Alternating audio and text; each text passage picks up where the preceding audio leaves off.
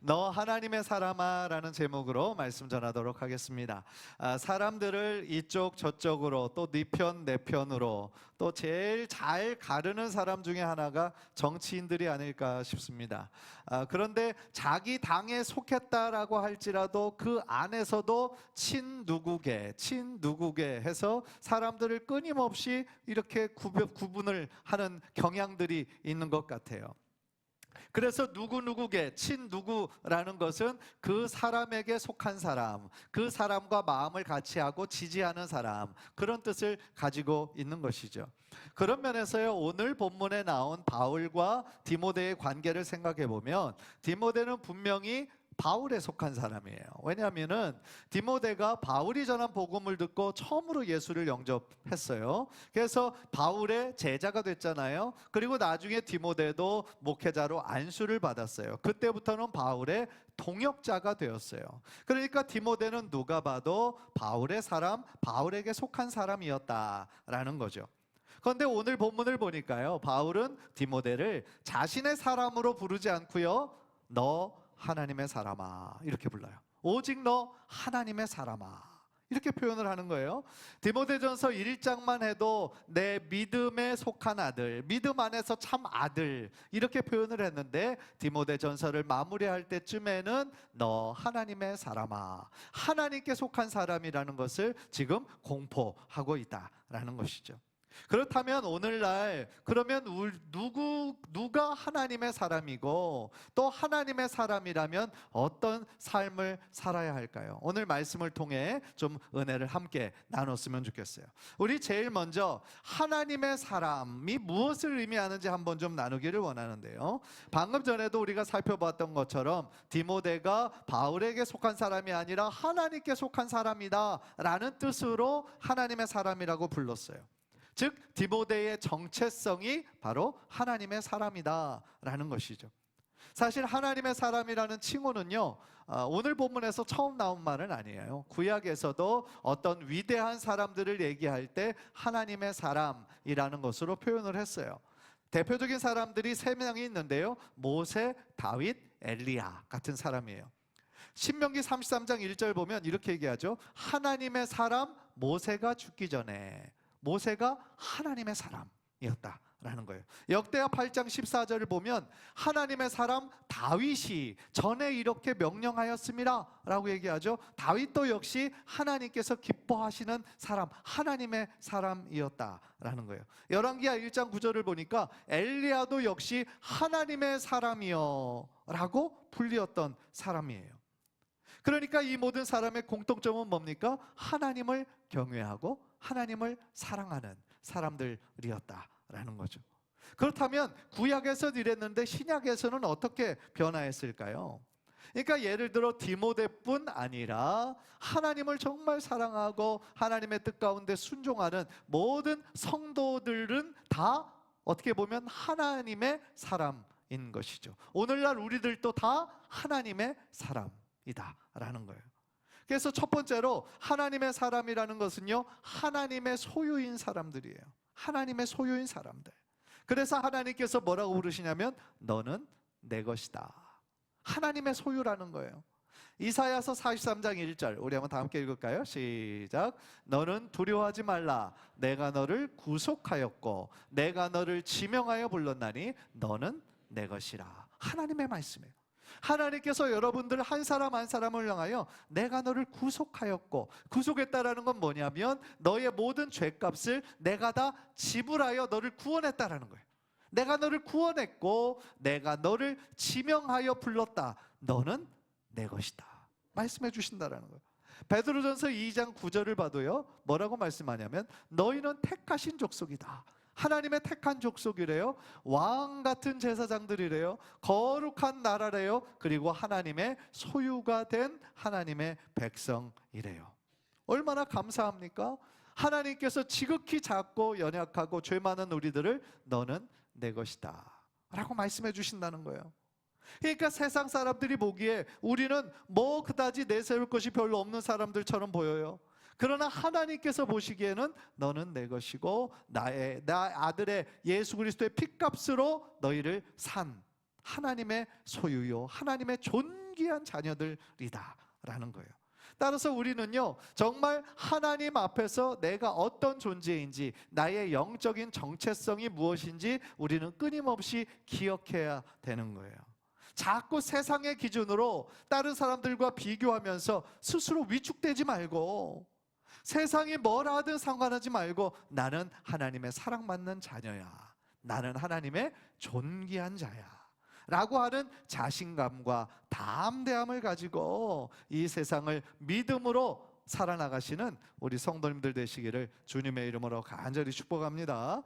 또 하나님의 사람이라고 하는 특성은 뭐냐면, 하나님의 사명을 받은 자들이 다 하나님의 소유예요. 그러니까 구약 신약에서도 아까 모세, 다윗, 엘리야 같은 사람만 사명을 받은 것이 아니라 오늘날 우리들에게도 하나님이 주신 하나님의 귀한 사명들이 있어요. 그래서 하나님의 사명을 우리가 받았다면 우리들 모두 다 하나님의 백성이요, 하나님의 소유가 된다라는 것이죠. 그렇다면 우리에게 주신 사명은 무엇일까요?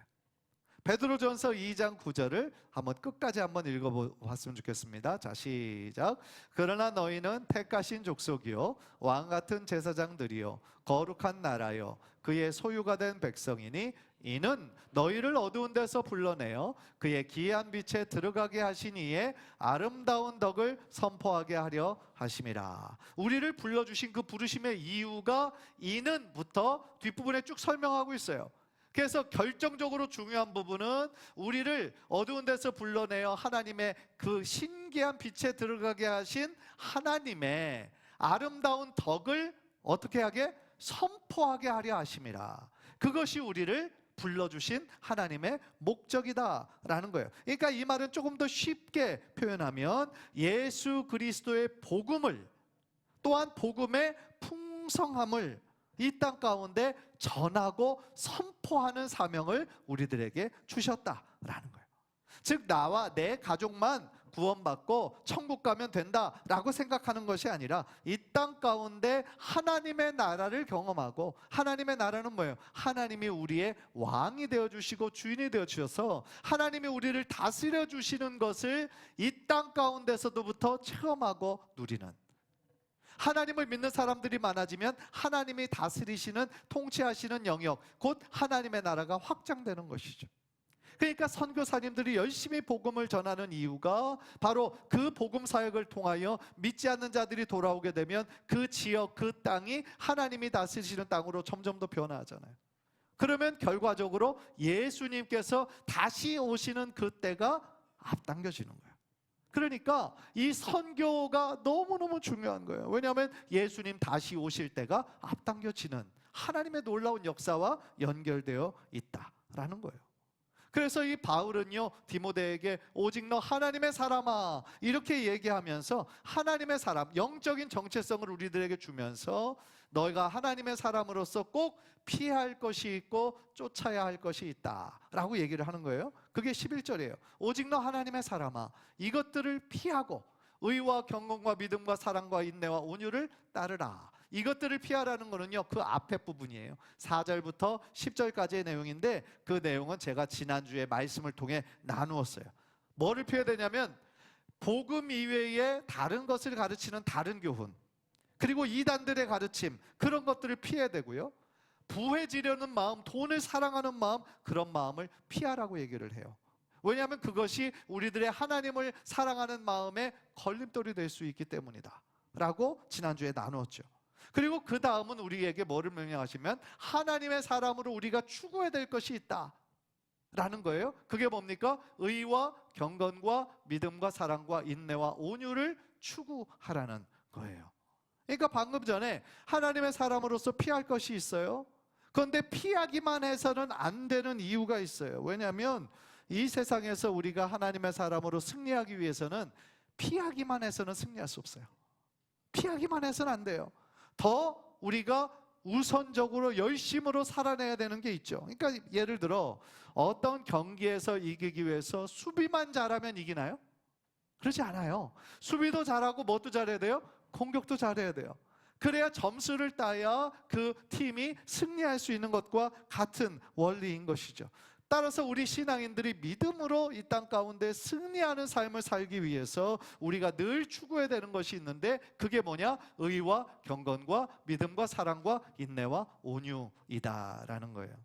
한 가지 한 가지 다 자세하게 설명드릴 시간은 없지만, 이 6가지 덕목이 두 개 묶어서 설명할 수 있어요.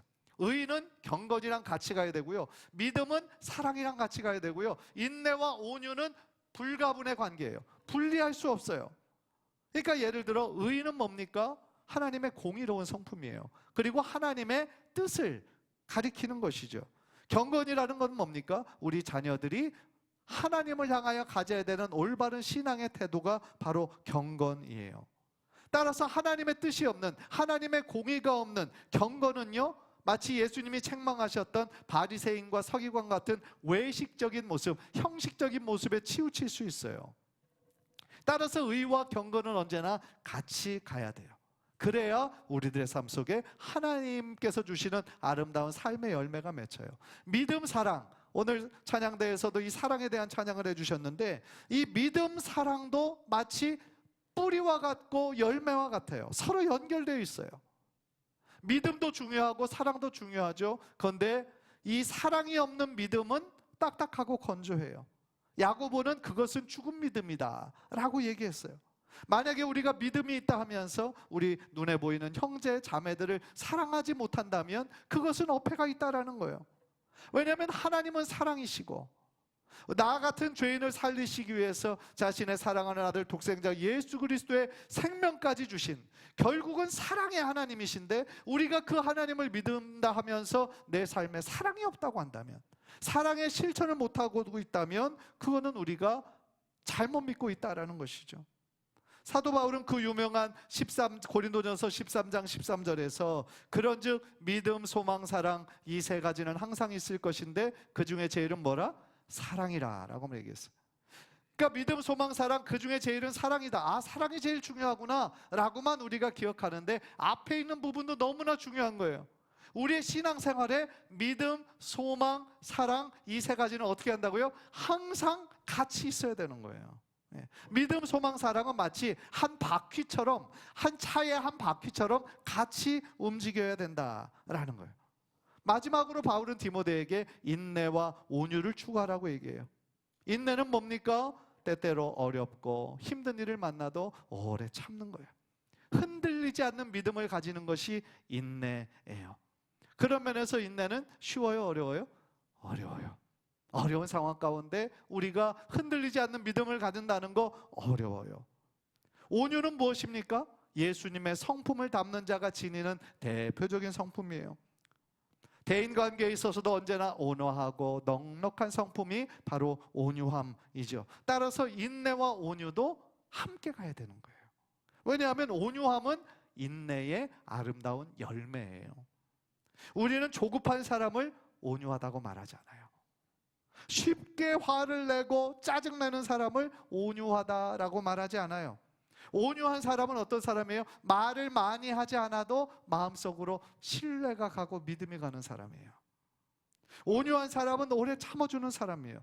기다려주는 사람이에요. 대표적으로 우리 예수님께서 바로 그런 모습을, 그런 성품을 우리들에게 보여주셨던 것이죠.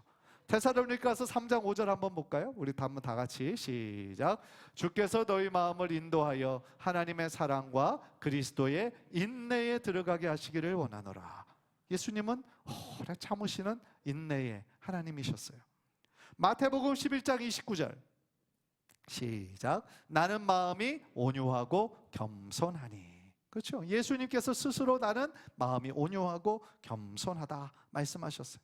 따라서 우리가 더욱더 우리의 믿음의 주여 우리를 온전케 하시는 이인 예수 그리스도를 바라보고 예수님의 말씀에 순종할 때 방금 제가 말씀드린 이 6가지의 덕목이, 의와 경건이, 믿음과 사랑이, 인내와 온유의 모습이 우리들의 삶에 조금씩 생겨나게 될 줄 믿습니다. 간절히 바라기는 우리가 하나님의 사람으로서 나의 올바른 정체성과 하나님과의 올바른 관계를 유지하며 살아나가셔서 2025년 우리의 삶이 더욱더 예수 그리스도의 성품을 조금씩 닮아가는, 귀한 은혜가 그리고 귀한 축복이 여러분의 삶 가운데 가득하시기를 주님의 이름으로 간절히 축원합니다.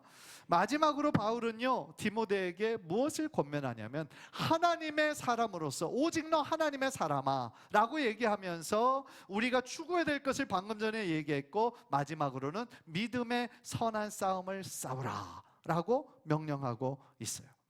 믿음의 선한 싸움이라는 표현은요, 자주 나오지 않아요. 성경에서 딱 두 군데 나와요. 바울이 디모데에게 말하는 오늘 구절, 그리고 디모데 후서에 자신의 삶을 다 마치고 마치 유언적으로 말할 때 두 번 얘기했어요. 12절 보세요. 12절. 믿음의 선한 싸움을 싸우라. 영생을 취하라. 이를 위하여 내가 부르심을 받았고 많은 증인 앞에서 선한 증언을 하였도다. 디모데에게 권면하는 구절이죠. 디모데후서 4장 7절, 우리 다 함께 읽을까요? 시작. 나는 선한 싸움을 싸우고 나의 달려갈 길을 마치고 믿음을 지켰으니 라고 얘기하죠. 이 선한 싸움은요, 어떤 싸움일까요? 우리의 눈에 보이는 어떤 육체적인 싸움을 의미하는 게 아니에요. 이것은 눈에 보이지 않는 영적 전쟁을 의미하는 거예요. 즉 사단의 공격과 여러 가지 유혹으로부터 우리가 믿음을 지키고 싸워서 승리해야 됨을 말씀하고 있는 것이죠. 그래서 바울은요, 에베소서 6장 12절에서 우리 모든 크리스찬들이 싸워야 하는 영적 전쟁의 실체가 무엇이냐라고 우리들에게 가르쳐주고 있어요. 에베소서 6장 12절 다 같이 한번 읽겠습니다. 우리의 씨름은 혈과 육을 상대하는 것이 아니요 통치자들과 권세들과 이 어둠의 세상 주관자들과 하늘에 있는 악의 영들을 상대함이라. 무슨 이야기입니까? 우리가 예수님을 나의 구원자로 믿고 하나님의 자녀가 되면서 어떻게 됐습니까? 우리들의 새로운 영적인 눈, 그전에는 없던 새로운 영적인 시각이 우리들에게 열리게 되었다라는 거예요. 그전에는 어땠어요? 눈에 보이는 이 세상, 물질적인 세상에만 우리가 집중하고 거기만 보고 살았단 말이에요. 그러나 우리가 예수님을 만나고 보니까 이 세상에는 영적인 존재들이 함께 공존하고 있는 것을 알게 되는 거예요.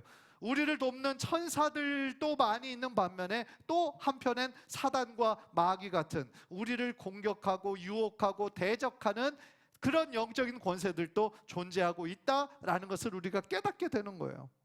따라서 우리가 원하든 원하지 않든 우리가 진정한 크리스찬이 된 이후로는 우리가 싸워야 되는 이 영적 싸움, 영적 전쟁이 우리들에게는 피할 수 없이 있다라는 거예요. 따라서 우리는 하나님의 자녀예요. 더 나아가 하나님의 군사로서 이 땅에서 싸워야 되는 영적 싸움에서 반드시 뭐 해야 돼요? 승리해야 되는 귀한 사명을 하나님께서 우리들 모두에게 주셨다라는 거예요. 따라서 디모데만 이런 선한 싸움을 싸워야 하는 사명을 받은 것이 아니라 지금 이 자리에 있는 우리 모두도 우리 평생에 살면서 우리를 유혹하고 공격하고 대적하는 사단 마귀와의 이 싸움에서 우리도 승리해야 된다라는 거죠. 그런데 문제는 뭐예요? 사단 마귀와의 싸움에서 우리는 늘 약하죠. 약점이 있죠. 왜냐하면 사단 마귀는 우리의 약점을 잘 알고 그것만을 공격하잖아요. 비열하게 공격하잖아요. 그런데 우리가 이 영적 전쟁을 우리의 힘만으로 싸우려고 하면 우리는 백전백패하는 거예요. 나의 힘으로는 이길 수 없어요. 따라서 우리는 하나님의 전신갑주를 취해야 우리가 사단 마귀와의 싸움에서 승리할 수 있다라는 거죠. 에베소서 6장 13절 우리 다 함께 읽겠습니다. 시작. 그러므로 하나님의 전신갑주를 취하라. 이는 악한 날에 너희가 능히 대적하고 모든 일을 행한 후에 서기 위함이라. 아멘. 내 힘과 능력으로는 안 되는 걸 하나님이 아세요. 우리들 모두 연약하잖아요. 우리들의 믿음이 어떤 때는 굉장히 강한 것 같지만 또 어떤 힘든 상황을 만나면 너무나 쉽게 무너지고 너무나 쉽게 포기하고 낭망하고 그럴 때가 얼마나 많이 있는지 몰라요. 따라서 나의 힘으로 나의 지혜로는 이길 수 없어요. 그렇기 때문에 우리 안에 예수님께서 성령님을 보내주신 거죠. 내 안에 우리가 성령님의 능력 의지하며 예수 그리스도의 이름을 붙잡고 나아갈 때에 하나님의 전신갑주를 취할 때 우리는 이길 수 있다라는 것이죠. 따라서 이 하나님의 전신갑주가 뭡니까? 구원의 투구, 진리의 허리띠, 의의 흉배, 평안의 복음에 예배하신 믿음의 방패, 구원의 투구, 성령의 검, 말씀, 이거를 가지고 싸워야 되는 거죠. 그런데 중요한 것이 한 가지 더 있어요. 그게 뭐냐면 기도예요. 기도. 예. 지금 방금 말씀드린 전신갑주뿐만 아니라 한 가지 정말 핵심적인 것이 있는데 기도예요. 그래서 6장 18절 보세요. 에베소서 6장 18절 시작. 모든 기도와 간구를 하되 항상 성령 안에서 기도하고 이를 위하여 깨어 구하기를 항상 힘쓰며. 항상 성령 안에서 기도하고 깨어 구하기를 항상 힘쓰라 라고 얘기를 하는 거예요. 그런데 참 안타까운 거는 영적으로 잠들어 있는 성도들이 얼마나 많은지 몰라요. 우리가 영적으로 깨어서 하나님께 기도해야 되는데 영적으로 졸고 있든지 자고 있든지, 지금 우리가 살아가는 세상이 얼마나 치열한 영적 전쟁의 한가운데 있는지 모르는 사람들이 많은 거예요. 우리가 오늘 말씀을 계기로 다시 한번 하나님께 기도하며 영적인 전쟁터에 우리가 나갈 때 성령 충만하지 않고서는 우리가 어떻게 승리할 수 있겠어요? 따라서 오늘 말씀을 통해서 다시 한번 하나님께 기도하는 일에 더욱더 힘쓰고 헌신하도록 결단하는 그런 우리 성도님들 되시기를 주님의 이름으로 간절히 축복합니다. 기도하지 않고는 승리할 수 없어요. 기도하지 않고서는요, 넘어질 수밖에 없어요. 매번 질 수밖에 없어요. 따라서 우리가 하나님의 전신갑주를 입고 무엇보다도 거기에 기도를 더해서 우리 어떤 사단 마귀가 우리를 공격하고 뒤흔들고 우리들의 마음을 무너뜨리려고 하고 그럴 때마다 이거는 진짜가 아니야, 하나님께서 나에게 이길 수 있는, 승리할 수 있는 힘과 능력을 주셨어. 그렇게 굳건히 믿고 하나님 앞에 기도하면서 나아갈 때 우리는 영적 전쟁에서 패배하는 자가 아니라 승리하는 승리자가 될 줄 믿습니다. 사랑하는 성도 여러분, 오늘 세 가지 중요한 점을 말씀을 드렸어요. 무엇보다 우리는 하나님의 소유다라고 하는 거룩한 영적 정체성을 가져야 된다라는 거죠. 우리 모두는 하나님의 사람이에요. 하나님의 존귀한 자예요. 그런 면에서 우리 옆에 분에게 이렇게 인사하십시다. 당신은 하나님의 사람입니다. 네. 당신은 하나님의 사람이에요. 하나님께 속한 사람이에요. 하나님의 존귀한 자녀들이에요. 하나님의 사람으로서 피해야 될 것이 있고 추구해야 될 것이 있다고 그랬어요. 추구해야 될 것은 의와 경건과 믿음과 사랑과 인내와 온유라고 그랬어요. 그리고 믿음의 선한 싸움을 우리가 끝까지 잘 싸워야 된다 말씀드렸어요. 한 가지 이야기만 하고 설교를 마치려고 해요. 미국의 남북전쟁이 한창 진행 중일 때 한 농부가 그 치열한 전쟁에서 살아남기 위해서 굉장히 많은 고민을 했다고 그래요. 그리고 그가 사는 동네에는 아직 들어오진 않았지만 곧 있으면 북군과 남군이 다 들어와서 전쟁을 하게 될 거예요. 그러니까 이 농부가 고민하다가 내린 결론이, 윗옷은 북군의 군복을 입었어요. 바지는 남군의 그 군복을 입었어요. 그러니까 자기 생각에는 전쟁의 상황에 따라 좀 유리한 쪽에 자기가 좀 붙으면 안전하겠지라고 생각을 한 거예요. 그러나 그 지역에 실제로 북군과 남군의 치열한 전쟁이 시작이 되었는데 결과는 어떻게 됐을까요? 그는 가운데서 북군의 순총과 남군의 순총을 다 맞고 죽었어요. 안타까운 얘기죠. 그러니까 그의 생각에는 이쪽 편도 내가 한쪽은 이쪽 편이니까 나를 쏘지 않겠지라고 생각했는데 오히려 반대로 생각한 거죠. 북군이 생각해서 남군의 바지를 입었잖아. 남군에서는 북군의 옷을 입고 있잖아. 그러니까 이도 저도 아닌 것이 오히려 이 사람에겐 더 큰 치명적인 것으로 남았다라는 것이죠. 차라리 그냥 있는 모습 그대로, 그냥 농부의 모습 그대로 자신의 정체성을 가지고 있었으면 혹시 살 수 있었을지 모르는데 그는 자신의 정체성을 잃어버리고 타협하려고 하다가 죽을 수밖에 없었다라는 거죠. 이 이야기가 주는 메시지가 있어요. 당신의 소속은 어디냐는 거죠. 너의 분명한 소속이 어딘지 너는 밝히라는 거죠. 너는 지금 세상에 속한 사람이냐, 아니면 하나님께 속한 사람이냐. 하나님께서 우리들에게 질문하신다라는 거예요. 이도 저도 아니고 급할 때는 하나님 붙잡다가 또 그 급한 문제만 해결되면 또 세상으로 들어가지 않는, 세상으로 들어가는, 어떻게 보면 반씩 그냥 입고 걸치고 있는 그 농부의 모습이 바로 우리들의 모습은 아닌가라는 것이죠. 우리가 정말 하나님의 사람이라면 하나님의 사람답게, 하나님의 자녀답게, 또한 하나님의 군사답게 그렇게 용맹스럽게 살아야 된다라는 것이죠. 간절히 바라기는 우리 성도님들 모두가 내가 과연 누구인지, 내가 과연 지금 어디에 속해 있는지, 나의 영적인 정체성을 늘 기억하고 우리가 하루하루 삶을 살 때 믿음의 선한 싸움에서 타협하지 말고 지지 말고 늘 승리하시는 귀한 성도님들 모두 되시기를 주님의 이름으로 간절히 축복합니다.